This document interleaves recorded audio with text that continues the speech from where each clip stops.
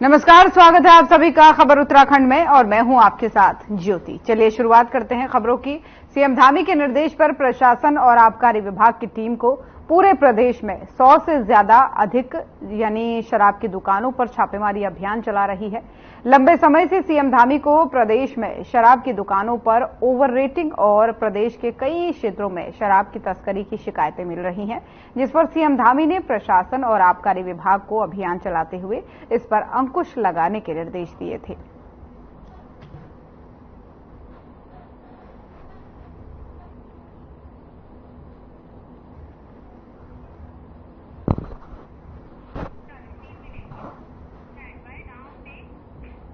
और हल्द्वानी नगर निगम मंगल पड़ाव क्षेत्र में जाम और पार्किंग की समस्या से लोगों को निजात दिलाने के लिए कई प्रोजेक्ट पर काम चल रहा है। सालों से जर्जर हो चुकी अपनी पुरानी दुकानों को तोड़ करके नगर निगम 10 करोड़ की लागत से लगभग 70 कमरों का शॉपिंग कॉम्प्लेक्स बनाने जा रहा है। मुख्य नगर आयुक्त विशाल मिश्रा के अनुसार मंगल पड़ाव में नगर निगम की दुकानों के आगे लगातार पार्किंग और जाम की समस्या बनी रहती है, इसलिए 10 करोड़ की लागत से 70 कमरों के शॉपिंग कॉम्प्लेक्स बनाए जाने का प्रस्ताव शासन को भेज दिया गया है।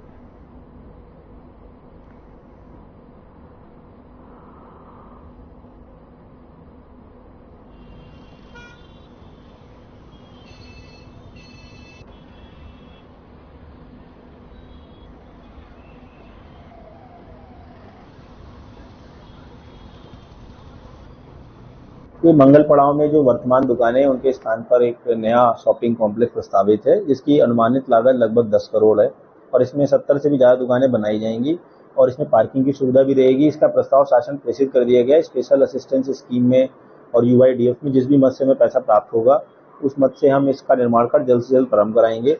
कहीं ना कहीं जो मार्केट एरिया में जाम की समस्या है, लोगों को सामान लेने में दिक्कत होती है और जो दुकानदार है वो भी बहुत अच्छे व्यवस्थित तरीके से अपना व्यवसाय नहीं कर पा रहे हैं। इसके लिए कई चरणों में समस्या को हल करने का प्रयास किया जाएगा। इसका पहला चरण यही है।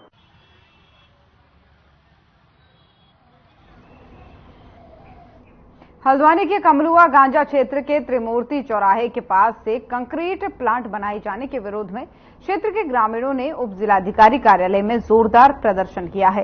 इस दौरान ग्रामीणों ने कहा कि बिना प्रशासन की अनुमति और पॉल्यूशन विभाग की अनुमति के शहर के सबसे सघन चौराहे पर ये प्लांट लगाया जा रहा है, जिससे कि आने वाले दिनों में दुर्घटनाओं की संभावनाएं बढ़ जाएंगी। इसके अलावा क्षेत्र में वैसे ही पानी की कमी है और इस कंक्रीट प्लांट के लिए स्थानीय लोगों की सुविधाओं के लिए लगाई गई पेयजल व्यवस्था से पानी दिया जाएगा, तो उससे भी लोगों को दिक्कतें होंगी। साथ ही लोगों ने बताया कि संबंधित व्यक्ति इस क्षेत्र में अवैध बाजार भी लगाता है। इसको लेकर भी तहसीलदार के माध्यम से जिलाधिकारी को ज्ञापन देकर तत्काल मामले की जांच कर कंक्रीट प्लांट को दूसरी जगह शिफ्ट करने की मांग की गई है।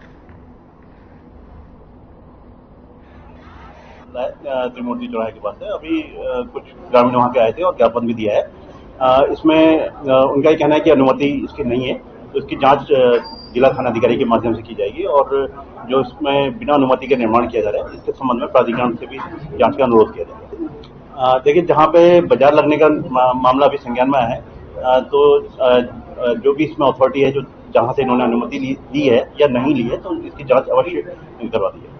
को एक आम सूचना आती है अमर उजाला में और उसमें लिखा जाता है कि एक विष्णु प्रकाश खगोलिया करके एक फर्म है, उसके द्वारा वहाँ पे कंक्रीट बैचिंग प्लांट लगाया जा रहा है बिल्कुल त्रिमूर्ति चौराहे के पास, जो कि अति व्यस्ततम चौराहा है और वहाँ पे सब्जी बाजार भी लगती है और हमारे क्षेत्र का हल्द्वानी का सबसे बड़ा वहाँ पे मॉल भी है, जियो का रिटेल मार्ट, जिसमें अपना काठगोदाम, चोरगलिया और गोलापार, कालाडूंगी, चकलुआ सभी जगह से लोग आते हैं वहाँ पे खरीदारी करने। हमेशा वहाँ पे जाम की स्थिति बनी रहती है और छोटे छोटे स्कूल और मंदिर भी आसपास उसके बहुत से हैं, तो वहाँ पे ये एक इसकी सूचना आती है और 22 अगस्त को हम इसमें आपत्ति यहाँ पे लगाते हैं खनन कार्यालय और उप जिलाधिकारी कार्यालय में। उसके बावजूद प्रशासन की यहाँ पे जूं तक कान में नहीं रेखती है, कोई एक्शन नहीं लिया जाता है।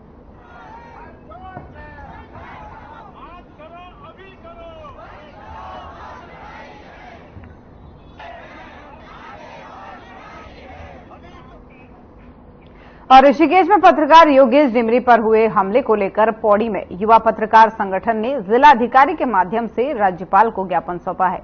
इस दौरान युवा पत्रकार संगठन ने कहा कि पत्रकार योगेश डिमरी पर हमला होना दुर्भाग्यपूर्ण था।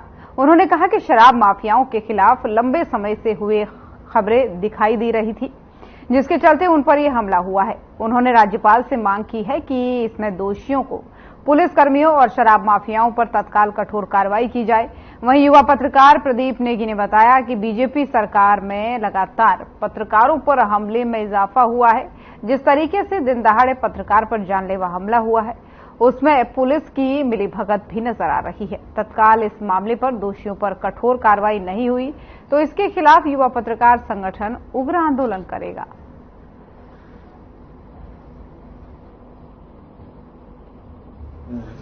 एक पत्रकार के साथ में जो मारपीट हुई है, सम्मानित पत्रकार के साथ में, तो उसी संबंध में एक ज्ञापन और उसमें रोष प्रकट किया जा रहा है मीडिया के बंधुओं के द्वारा। तो उसे महामहिम राज्यपाल महोदय के लिए प्रेषित किया जाना है, तो उस पर अग्रेतर जो कार्रवाई होगी वो की जाए। जिला अधिकारी के माध्यम से हमने महामहिम राज्यपाल को ज्ञापन भेजा है, जिसमें जो हमारे पत्रकार साथी है योगेश डिमरी पर जो जानलेवा हमला किया गया है, उसमें हमने कठोर कार्रवाई की मांग की है। और जिस तरीके से पूरे ऋषिकेश में उन्होंने शराब के खिलाफ मुहिम चलाई हुई थी, तो कहीं कहीं ना वो शराब माफियाओं और पुलिस की आंखों की किरकिरी बने हुए थे। इसी के तहत शराब माफियाओं ने मैसेज दिया है उनके साथ मारपीट करके कि अगर आप हमारे खिलाफ खबरें चलाओगे तो हम इसी तरीके से तुम लोगों के साथ मारपीट करेंगे।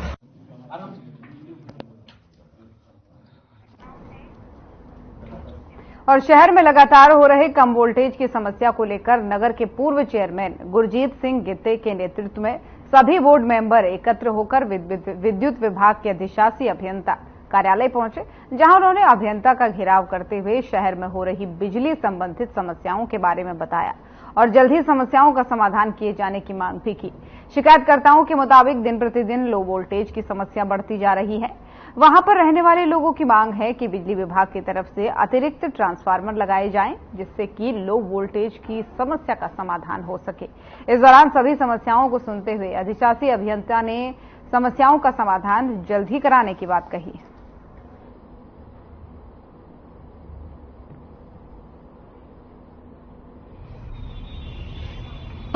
लोगों का बहुत नुकसान हुआ। घरों में पानी भर गया, कहीं पे 6 फीट, कहीं पे 8 फीट, कहीं 10-12 फीट पानी भी भरा। और उसमें सरकार द्वारा 10 करोड़, पहले 10 करोड़, फिर और धनराशि जो है स्वीकृत की गई और हर परिवार को जिसका नुकसान हुआ उसको 5,000 रुपए देने की बात है। लेकिन अभी आप देख रहे होंगे कि ये 2, 4, 5 गाँव के लोग हैं जो खुद आए हैं, इसमें हमने किसी को नहीं किया कि ये चक्कर मारते मारते इनकी 5,000 से ज्यादा खर्च हो गए, लेकिन इन लोगों को अभी तक सहायता राशि नहीं मिली। मैंने अपने माध्यम से भी उप जिलाधिकारी को भी, तहसीलदार को भी, जहाँ क्षेत्रीय पटवारी उनको जो लोग आते हैं जो पास कराने की लिस्टें भेजते हैं। लेकिन आज जो है हम एक्शन साहब से मिलने नगर पालिका का लगभग बोर्ड आया हुआ है।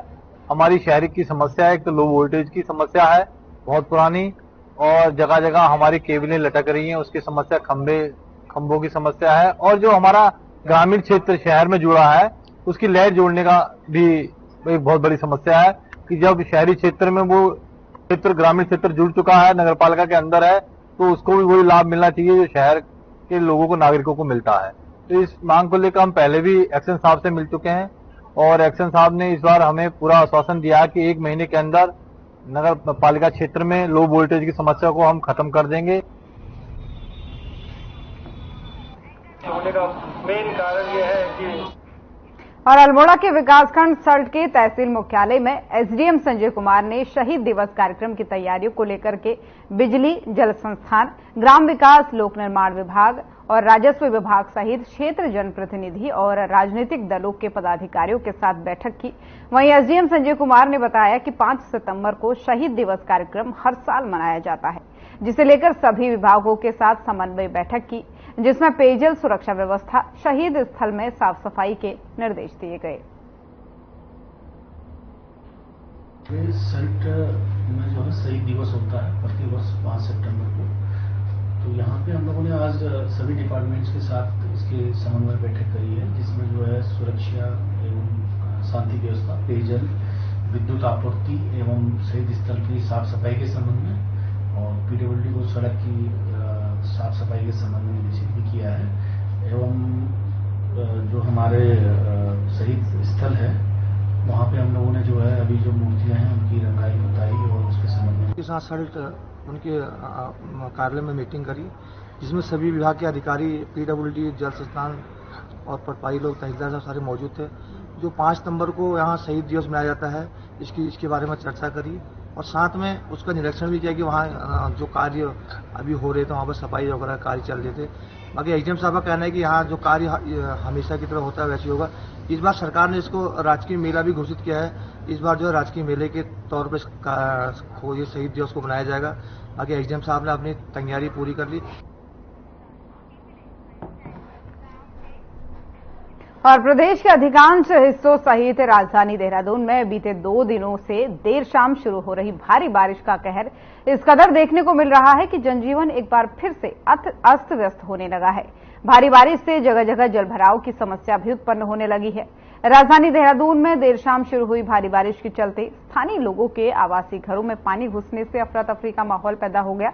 हालांकि ये कोई नया मामला नहीं है, बल्कि पिछले दिनों भी भारी बारिश के दौरान राजधानी देहरादून में जगह जगह जलभराव देखने को मिला और साथ ही आवासीय घरों में भी पानी घुस आया था, जिससे आम जनता को खासी दिक्कतों का सामना करना पड़ा।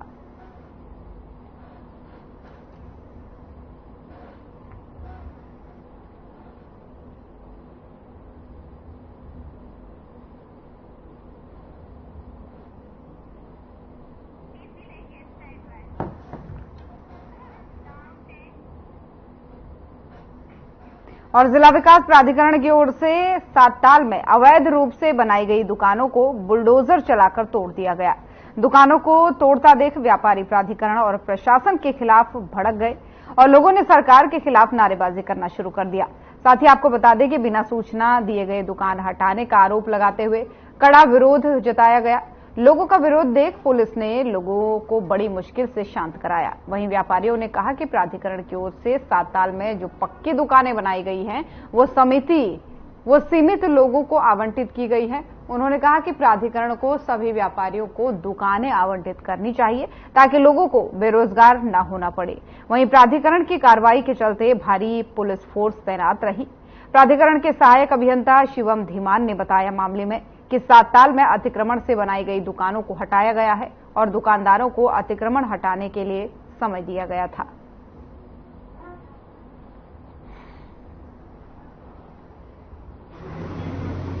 भैया क्या नाम है आपका? मेरा नाम हेमंत है। ये हमें जो 20 दुकानें बनी थी, बड़ी दुकानें, हाँ। इनको 2 महीने से 1 साल से टाइम दे रहा है कि हमको समय नहीं दिया गया। और वहाँ भी वीडियो लीजिए, वहाँ पे वीडियो दे रखा है। जाओ, नहीं आपने हमको समय नहीं दिया। आज 20 दुकान तोड़ने का इनका ऑर्डर था और हम लोग को 1 सेकंड का टाइम दे रहे हैं। उनको एंगल खोलने का टाइम दे रहे हैं। तो हमको नहीं दिया, हमको बिना अलॉटमेंट की दुकानें दी है, बिना नोटिस से हमारे बिना अलॉटमेंट की दुकानें दे रखी है। लेकिन हम नहीं छोड़ेंगे, हम मरते दम तक नहीं छोड़ेंगे। आराम से लेवल लगा के उतार रहे हैं। तो आप लोगों को, आप लोग का क्या कहना है कि आप लोग के साथ इन्होंने पक्षपात किया? बहुत पक्षपात किया। 1 सेकंड का टाइम नहीं दे रहे, तोड़ दी दुकानें, सामान उठाने का टाइम नहीं दे रहे। इनकी दुकान का लोगों ने हमें टाइम लो। आज की कार्रवाई 11 बजे से शुरू होनी थी और ये कार्रवाई बेसिकली उन दुकानदारों के दुकान हटाने के लिए थी जो यहाँ पर अतिक्रमण करके बैठे हुए थे। उनके लिए जिला स्तरीय विकास प्राधिकरण ने दुकान बनाई है, बट वो शिफ्ट नहीं हो रहे थे उसमें।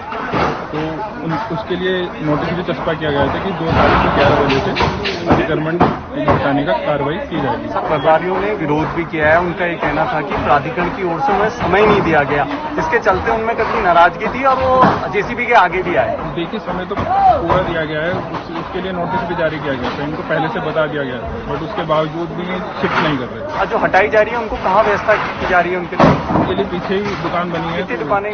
अभी तो 20 दुकानें आवंटित हुई है, बाकी और बनी है वो आवंटित होनी है। आ रहे थे, हालांकि हम लोग भी चाहते हैं पर्यटन हो ही सातताल का, अच्छा लगता है। हम लोगों के लिए सातताल बताइए, यहाँ पे एक वीडियो करके आदमी आए यहाँ पे, जिसने जलजीरा बेचा, जिसने पानी बेचा, जिसने खुमानी आलू बेचा, है कि नहीं। इसलिए आज जोड़ते जोड़ते ये हालात हो गए। हम मानते हैं प्रशासन ने ठीक है हमको नई दुकानें बना के दी हैं, लेकिन हमको बताना चाहिए था कि भाई तुम अभी दुकान में शिफ्ट हो जाओ तो आप दुकान पर तोड़ना है। लेकिन इनको हमको इनने ऐसा कोई नोटिस नहीं दिया। 40 दुकान यहाँ पर बनी है, 20 दुकानों का इन्हें आवंटन कर रखा है, जिसमें से कोई जो यहाँ पर रहने वाला प्रॉपर आदमी उसको दुकान नहीं मिले। एक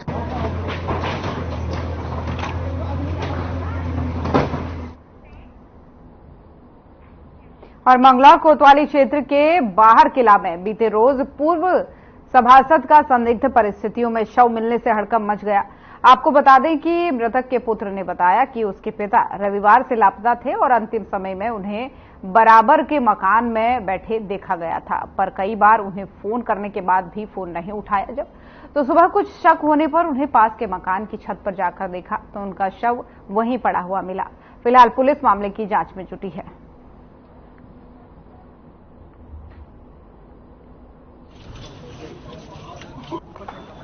112 के माध्यम से सूचना मिली थी कि नसीम नामक व्यक्ति की एक डेड बॉडी मिली है जिनकी उम्र 61 वर्ष है। तो इस संबंध में फोरेंसिक की टीम को मौके पर भी बुलाया गया और जो शव है उसको पंचायतनामा और पोस्टमार्टम की कार्रवाई के लिए आगे भेजा गया है। सभी तथ्यों पर हम अभी देख रहे हैं और मृत्यु के कारणों का भी पता करवा रहे हैं।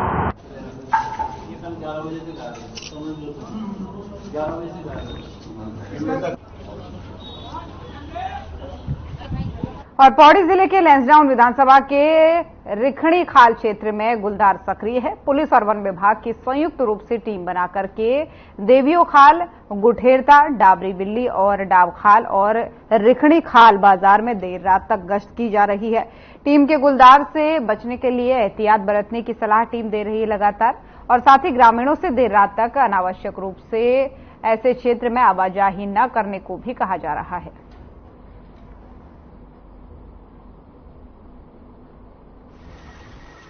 सीमा नेगी और आज हमारे घर में बाघ दिखाई गया। घर के ही नीचे बाघ था और प्रतिदिन ऐसे ही बाघ दिखाई दे रहा है।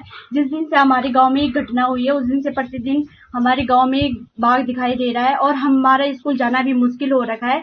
हम उस दिन से सिर्फ 2 दिन स्कूल गए, वो भी टेस्ट देने के लिए।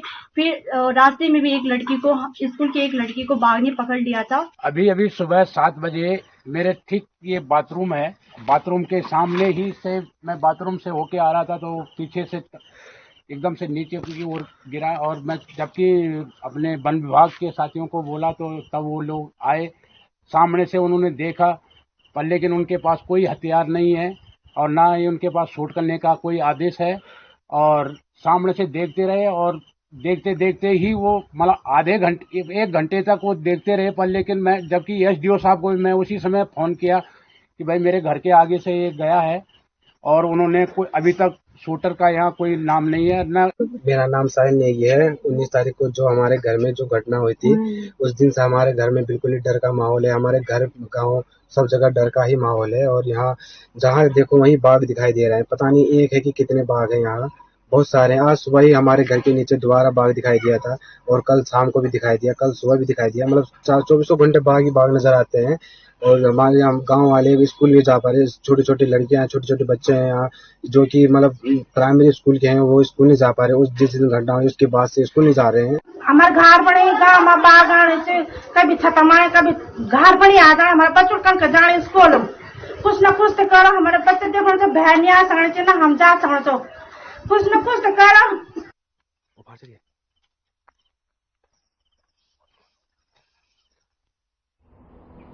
और बीते कुछ दिनों पहले चौखुटिया के ग्राम पंचायत सिरौली में एक हत्या का मामला सामने आया था, जिसमें पुलिस द्वारा काफी जांच के बाद हत्यारा पुलिस के हाथ लग गया। वरिष्ठ पुलिस अधीक्षक देवेंद्र पीचा प्रेस कॉन्फ्रेंस में घटना के खुलासे से संबंधित जानकारी देंगे। उसके बाद से उसे अदालत में पेश करके जेल भेज दिया जाएगा। आपको बता दें कि मृतक के परिवार के अलावा ग्राम प्रधान और गांव के लोग भी थाने पहुंचे। इस दौरान मृतक के परिवार का गुस्सा फूटा और हत्यारे से कई सवाल भी किए। अब इस हत्या को लेकर गांव के लोग जानना चाहते हैं कि हत्या के कारण आखिर हैं क्या। इन सब का खुलासा प्रेस कॉन्फ्रेंस के बाद ही हो पाएगा। देखिए, ये घटना 23/24 की रात्रि की 23/24 की रात्रि की घटना थी जिसमें राकेश जोशी की हत्या हुई है। तो जब पुलिस को खबर मिली तो ये हमने काफी गंभीरता से इस केस को लिया। हमारे पास कोई क्लू नहीं था, पूरी तरह ब्लाइंड केस था। हमने आसपास के जो थाना अध्यक्ष है साथ में SOG को इसको वर्कआउट करने में इस केस को हमने लगाया था टीम को। टीम ने काफी अथक प्रयास किया, CCTV कैमरे काफी खंगाले, साथ साथ में दर्जनों लोगों से हमने पूछताछ की, बातचीत की, जिसके आधार पर जो हमें क्लू मिला उसके कारण आज इस केस का हमने खुलासा किया है। अभियुक्त को हमने गिरफ्तार कर लिया है।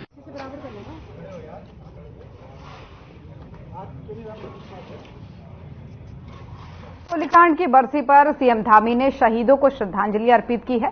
शहीदों को नमन करते हुए सीएम ने कहा कि उन्होंने मसूरी, खटीमा और रामपुर की घटना उत्तराखंड के इतिहास में काले अध्याय के रूप में दर्ज है। अलग राज्य की मांग के लिए मसूरी में 6 राज्य आंदोलनकारियों ने अपना बलिदान दिया था। मसूरी में आयोजित श्रद्धांजलि कार्यक्रम में सीएम धामी ने कहा कि सत्ताधारी दल ने आंदोलनकारियों के आंदोलन को कुचलने का काम किया है।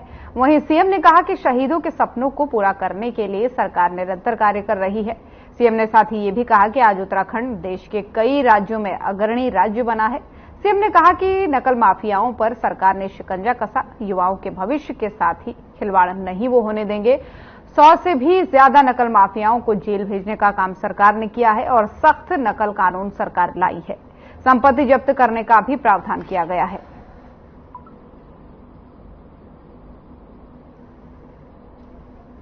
पहले तो उत्तराखंड राज्य के निर्माण में अपने प्राणों की आहुति देने वाले सभी वीर बलिदानियों को आज के इस श्रद्धांजलि दिवस पर सभी को अपनी ओर से श्रद्धांजलि अर्पित करता हूं।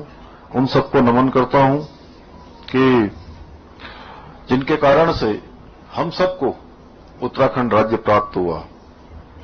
आज का दिन स्मरण कराता है कि हमारे महान आंदोलनकारियों ने अपनी जान की परवाह किए बिना, चाहे मां की ममता हो, चाहे बहन की राखी हो। और मुख्यमंत्री पुष्कर सिंह धामी से कस्तूरबा गांधी बालिका विद्यालय टनकपुर की छात्राओं ने मुलाकात की है। मुलाकात के दौरान मुख्यमंत्री ने उत्तराखंड के उभरते क्रिकेट खिलाड़ी आदित्य रावत, जो ऑस्ट्रेलिया में होने वाले अंडर 19 क्रिकेट टूर्नामेंट में भारतीय टीम से खेलेंगे, उनका सम्मान किया है। वहीं छात्राओं से बातचीत के दौरान मुख्यमंत्री ने उन्हें मन लगाकर अपनी पढ़ाई पर ध्यान देकर देश का नाम रोशन करने की सीख देते हुए कहा कि सभी बच्चे हमारे देश और प्रदेश का भविष्य हैं। इसी के साथ ही मुख्यमंत्री ने यह भी कहा कि हम अपनी भावी पीढ़ी के लिए एक ऐसा वातावरण बनाने का प्रयास कर रहे हैं ताकि हमारा देश आने वाले समय में दुनिया में अपनी पहचान बना सके।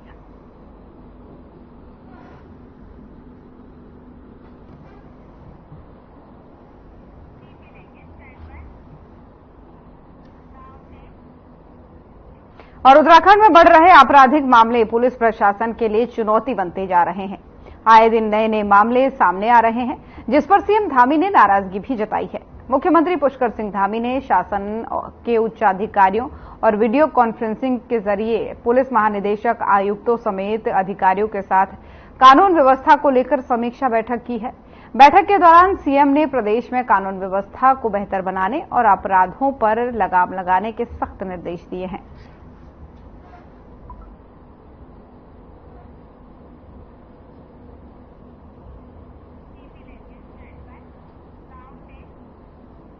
पूर्व कैबिनेट मंत्री हरक सिंह रावत का ईडी से फिर से आमना सामना हुआ। कांग्रेस के नेता हरक सिंह रावत देहरादून में ईडी यानी प्रवर्तन निदेशालय के दफ्तर पहुंचे। ईडी ने कॉर्बेट टाइगर रिजर्व के पाखरो प्रकरण पर पूछताछ के लिए हरक सिंह रावत को समन भेजा था। ईडी ने करीब 12 घंटे तक हरक सिंह रावत से पूछताछ की। उधर पूछताछ के बाद हरक सिंह रावत ने कहा कि बीजेपी केंद्रीय एजेंसियों का दुरुपयोग कर रही है।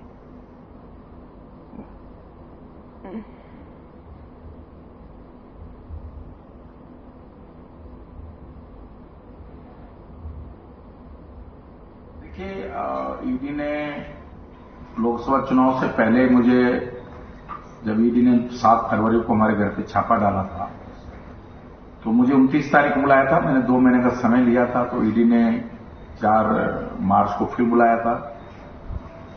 उसके बाद फिर 1 अप्रैल को बुलाया था, लेकिन फिर उन्होंने अपने कारणों से रिजेक्ट कर दिया था कि भाई हम अभी नहीं बुला सकते आपको। और जैसी लोकसभा चुनाव की घोषणा हो गई, पार्लियामेंट के कांग्रेस के कैंडिडेट डिक्लेयर हो गए। तो खबर उत्तराखंड देख रहे थे आप। बुलेटिन में फिलहाल इतना ही। खबरें लगातार जारी हैं। नमस्कार।